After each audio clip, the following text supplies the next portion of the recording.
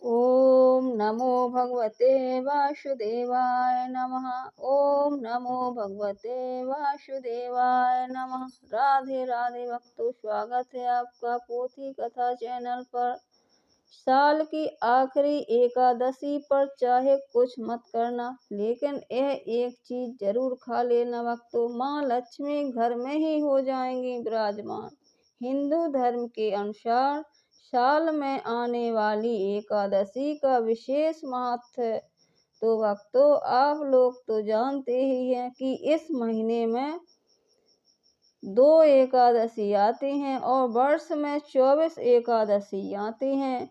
इन सभी एकादशी का विशेष महत्व है। इन पर एकादशी में से एक सफला एकादशी है। सफला एकादशी का विशेष महत्व है। यह सफला एकादशी पौष मास के कृष्ण पक्ष में मनाई जाती है।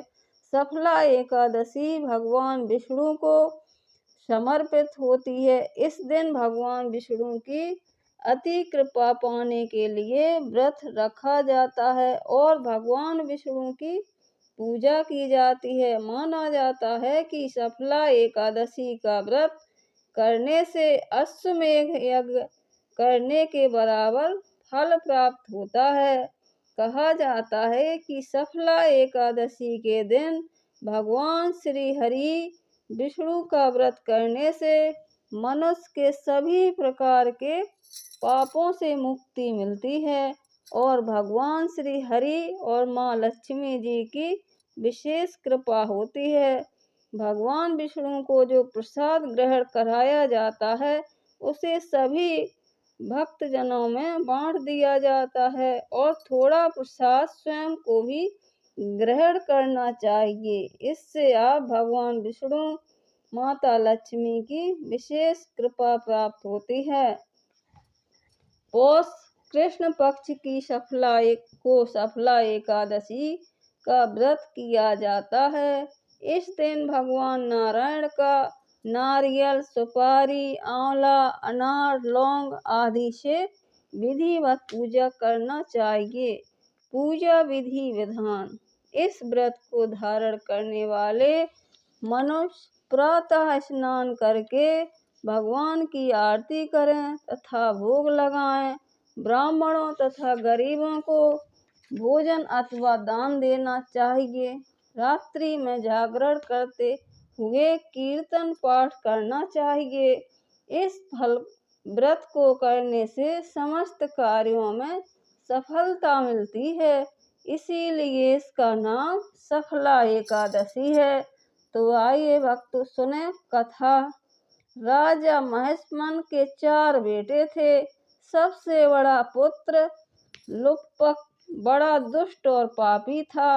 वह पिता के धन को कुकर्मों में नष्ट करता रहता था।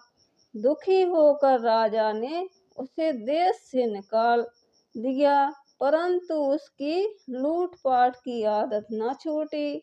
एक बार उसे 3 दिन तक भोजन नसीब नहीं हुआ। वह भोजन की तलाश में एक साधु की कुटिया पर पहुंच गया। उस दिन सफला एकादशी थी।